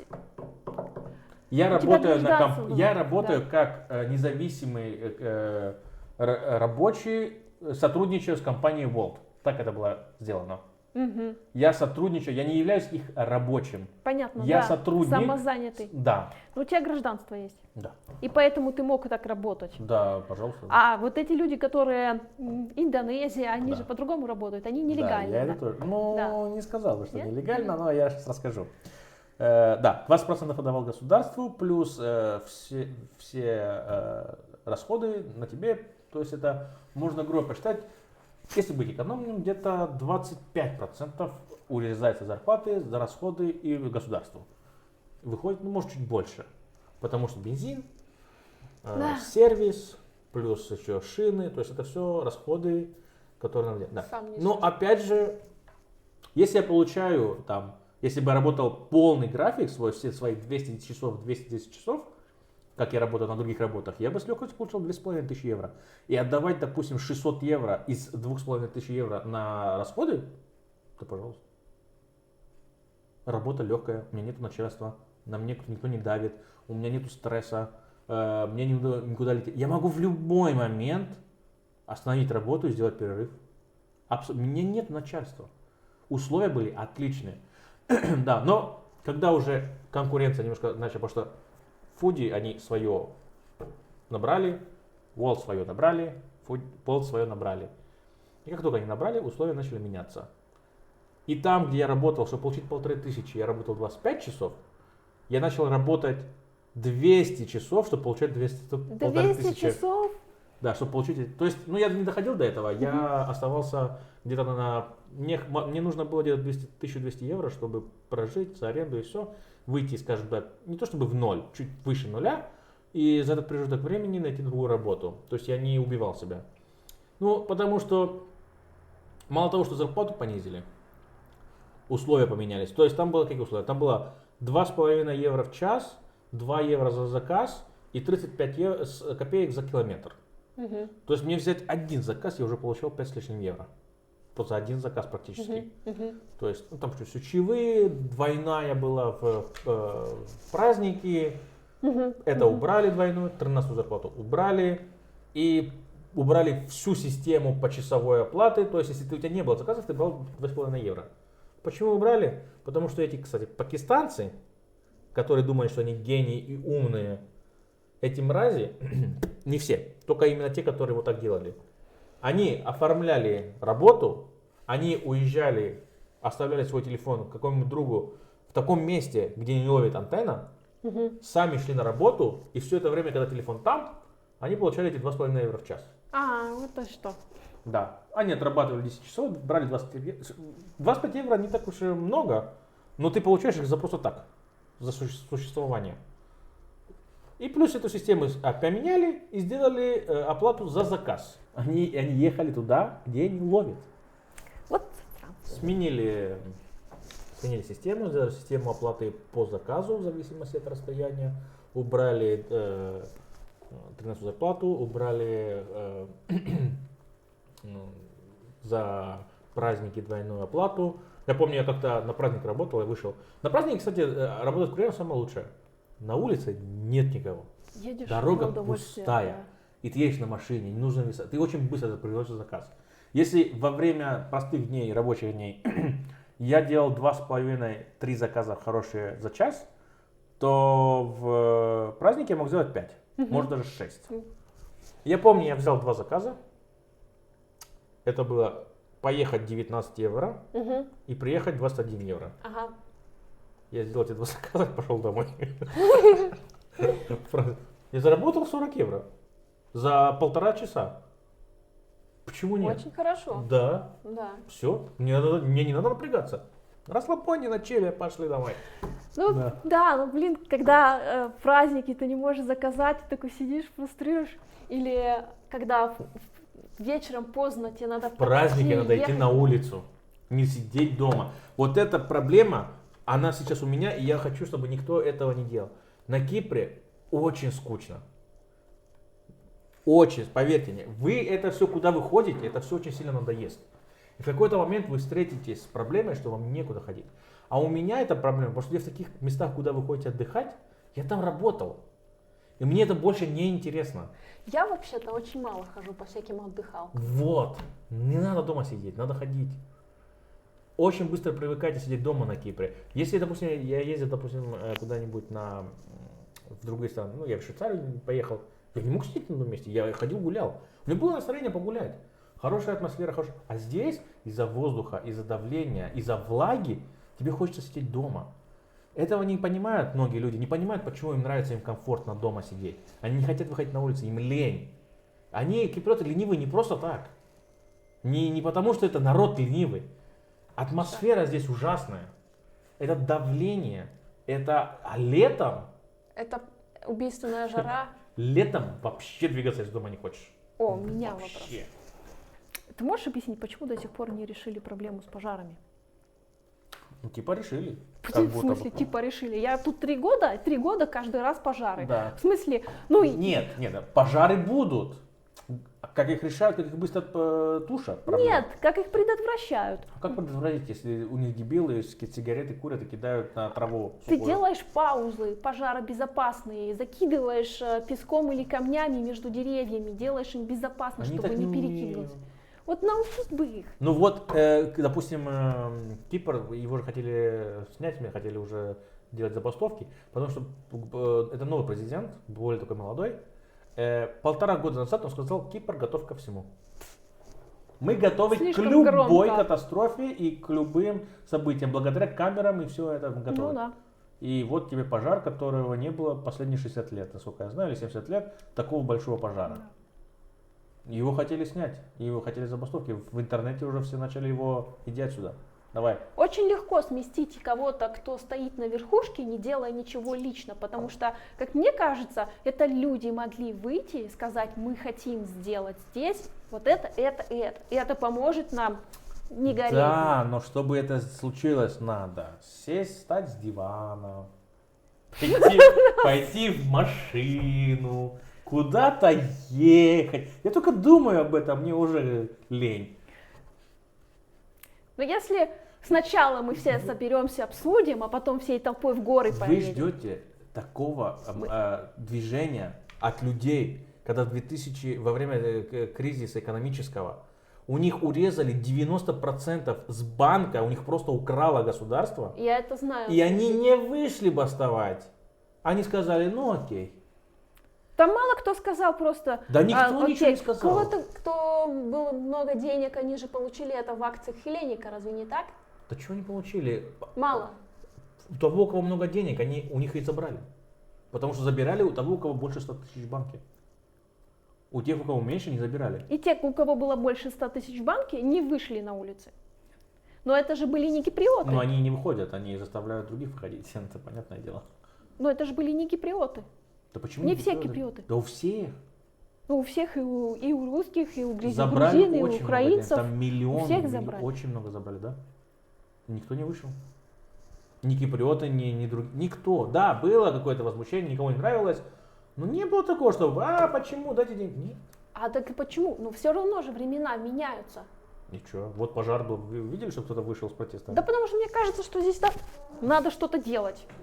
Да. Нужно для этого встать с дивана.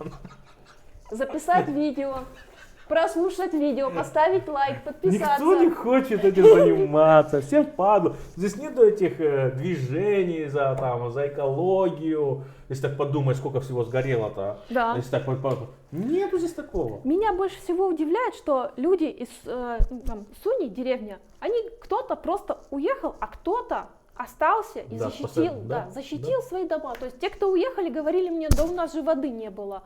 А я этого не слышала от тех людей, которые защищали свой дом. Да, я слышал, парень говорил, говорит, пока, говорит, вода не закончилась, я поливал, говорит, со шланга. Потом вода закончилась, я сел, уехал, что мне делать. Да.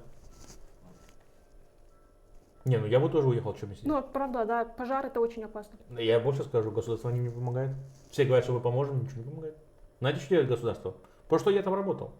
Предыдущая работа, за 2 недели до пожара открыла там кафешку. Да. И я там работал. И поэтому я слышал, как люди говорят. Девочки, которые работали у нас, у одной девчонки сгорело все. Дотла. У ее дяди было, скажем так, маленькое помещение, где он делал свою работу. У него это тоже сгорело, потому что оно было из дерева все, готовки из дерева. Ага. И когда пришло это государство, которое клялось, что мы всем поможем, они пришли такие, почему здесь нарушение, здесь нарушение, здесь нарушение. Мы не можем воплотить, потому что это здание было и так под нарушениями, и оно было опасно. Его вообще не должно было быть, мы не будем платить. Приходят домой, тут нарушение. Ну ладно, мы вам дадим там пару тысяч за целый дом, вам хватит. Вот оно, мы вам поможем. Мы всем поможем. Да. Никому не помогли, ничего не сделали. И при этом зарплаты, я слышала, там вот этот блогер, которого выбрали, там зарплаты по 8 тысяч евро, да? У кого? Не у президента, а у тех, кто в парламенте сидит. Не 8, там 4-5, что-то такое, да, я тоже слышал. И золотые парашюты по миллионам. Это везде так. Давайте будем искренни. Везде же так. Они же не за зарплаты живут свои, даже если у них зарплата 2000. Это же очевидно, что они подворовывают. Это везде так. Хотим, это во всех странах так, и никто ничего не докажет, никто ничего не делает, я не знаю почему. Потому что везде такая ситуация. А вот эти государственные работники, которые работают там в офисах, сидят, у них зарплата по 1100. У них маленькие зарплаты, у них небольшие. Но зато пенсия у них хорошая. Пенсия у них, во-первых, они уходят, насколько я знаю, очень быстро на пенсию. И у них очень хорошие условия для пенсии.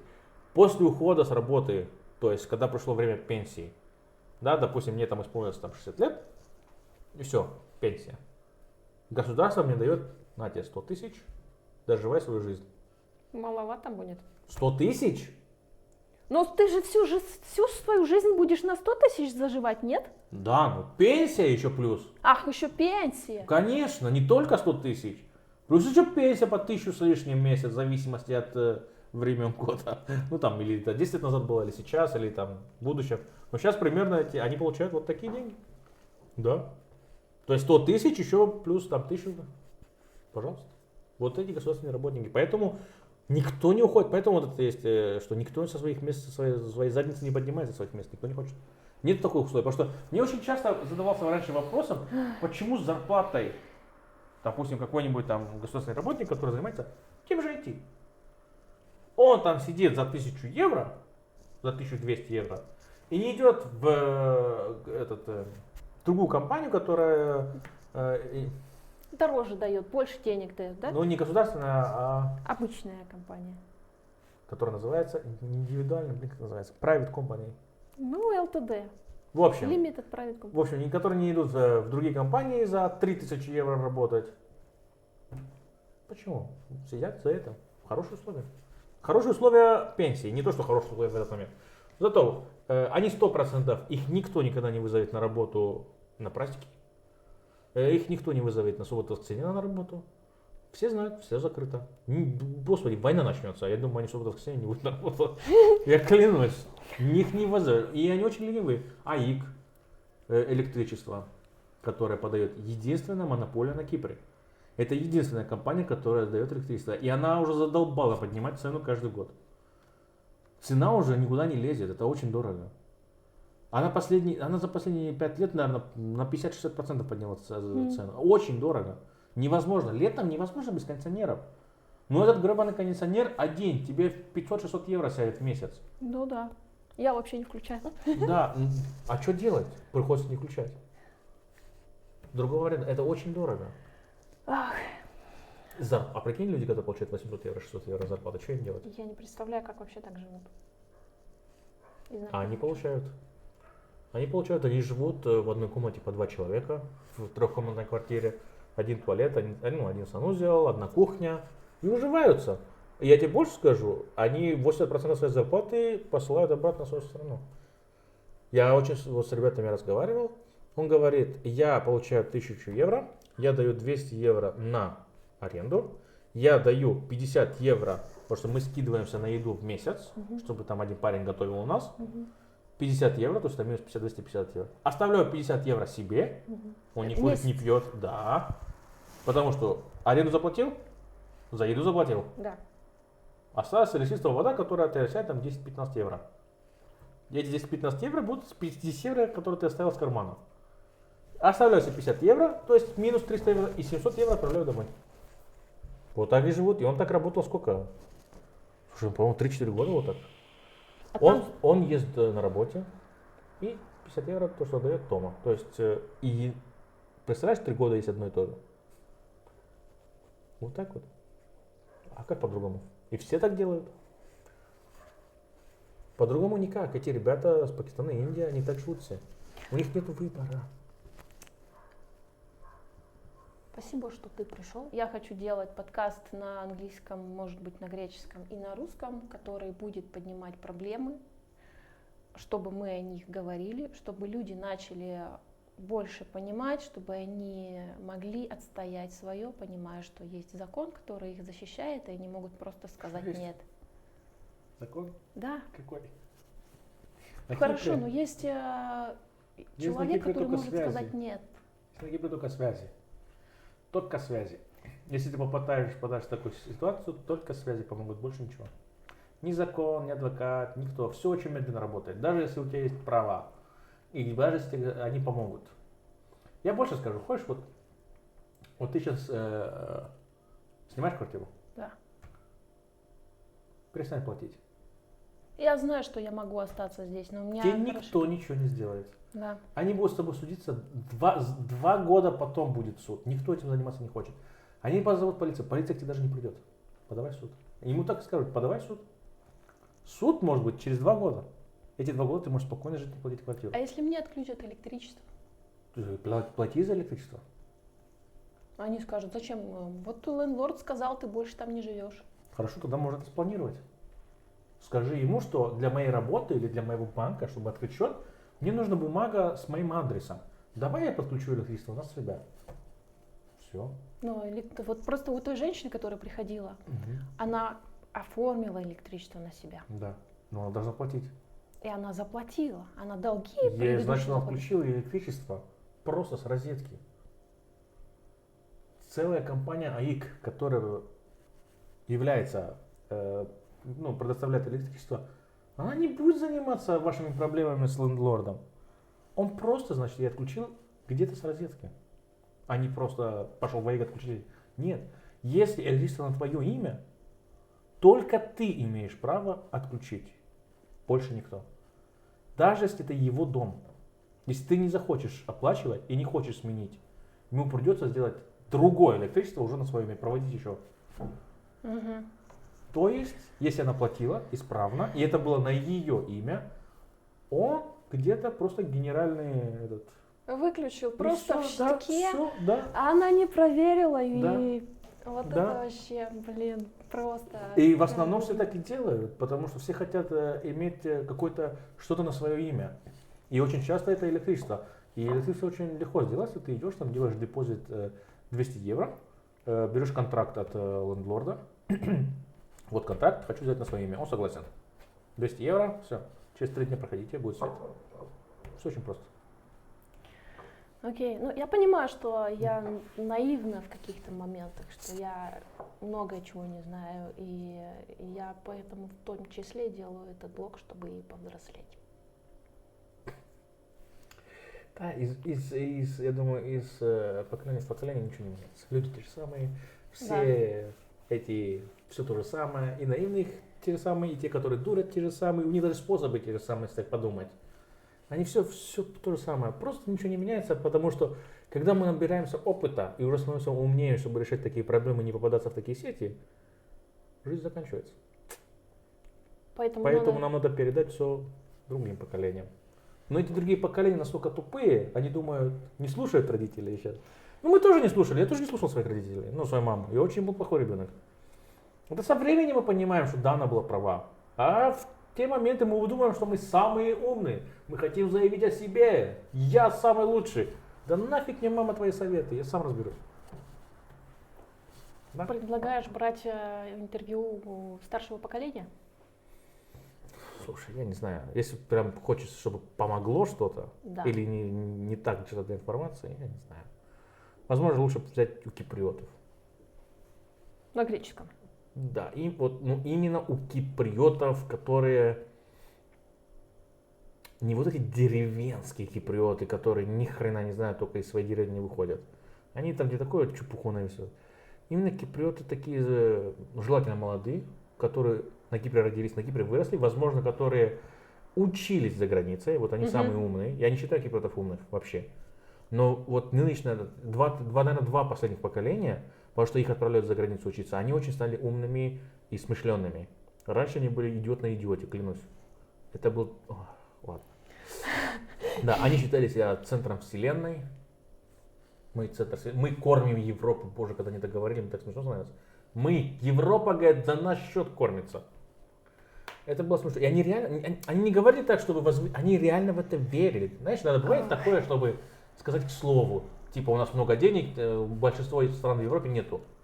Нет, они реально верили, что всю Европу, потому что они кормили. Они реально верили, что они центр мира. Одна женщина, на которой первую работу я устроился, была старая бабка. У нее был отель. Она каждый день там была. Старая. Как-то пошел разговор, что у Кипра ни хрена нету ничего. Все мы закупаем. Все Кипр закупает. Да. И что Россия намного лучше в этом плане. У нее свои технологии, у нее свои... Все. Ну, свои проблемы, но... Нет, сейчас мы говорим именно об изобретениях и о своем. Что имеет своя страна, свой автомобиль, свой там, не знаю... процессор, да. Да. А у Кипра ничего нет. Ага. Это что ты говоришь? У нас все есть. Я говорю, да, у вас все есть, но вы все покупаете. У вас своего ничего нет. Хотя у Кипра, я знала, что у Кипра есть свой спутник. Нет. У Кипра есть свой спутник, да. Ух ты. А возможно, это я слышал 10 лет назад. Возможно, у них сейчас еще есть. Может, не один. А сами сделали? Я знаю, по-моему, здесь построился, но сделали не они. То есть они провезли какую-то заграницу компанию. Откуда запускали, не знаю, не спрашивай такие вопросы. Я знаю, что есть спутник. Ясно. Слишком много информации спрашиваешь. Я таких деталей не знаю. Да, и возможно, сейчас не один. И она как-то пошла к ресепшену, мужик. Нико, смотри, что этот молокосос говорит. Ну, на меня, типа, мне было 15-16 лет. Я им говорил, что... я говорил, что мне 16, но мне было 14,5. Молокосос что говорит? Он говорит, что у нас ничего нету. У нас, говорит, все есть. Он говорит, ну, у нас, говорит, да, есть все, говорит, но это все покупное, типа, ну, за границу привозим. В смысле это покупное? Мы что, говорит, ничего не изобрели? Как это не изобрели, говорит, картошку выращиваем. Все, больше ничего не было. Да, сейчас там, допустим, ребята, реально, они столько посылали за границу учиться, что уже начинают, знаешь, преображаться, правда. Из этого поколения начинают преображаться люди другие. Раньше были большие, надо было сказать, что они очень большие расисты. И они сейчас расисты. Это есть не только у греков, не только у киприотов. Они прирожденные расисты. И это не то, что есть расизм, они расисты при рождении. Их так обучают, говорить черных, обзывать их. Для них это было мусор. Для них черные люди были мусор. Для них Филиппины был мусор. Для них даже греки, которые братский народ, они их недолюбливали. Никосия недолюбит Лимассол. Они друг друга ненавидят, они всех ненавидят.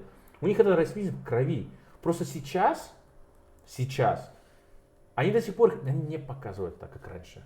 Раньше, когда Кипр было много денег, они не скрывали об этом, им было плевать. Они деревенские были, то есть они как большая деревня была. Поэтому они разговаривали как по деревне, они не скрывали. Черный работнику своему. Ну ты же черный, что ты обижаешься? Я согласен с этим, что да, он черный. Но если ему это не нравится, я не буду его назвать черным. Ну. То есть я, допустим, что говорят, что про нигеров нельзя говорить. Я, допустим, своего черного назвал нигера. Я говорю, слушай, я не расист.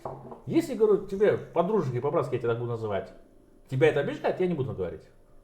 Но я объясню, говорю ему, я вырос на американских фильмах. Я слышал этот нигер постоянно.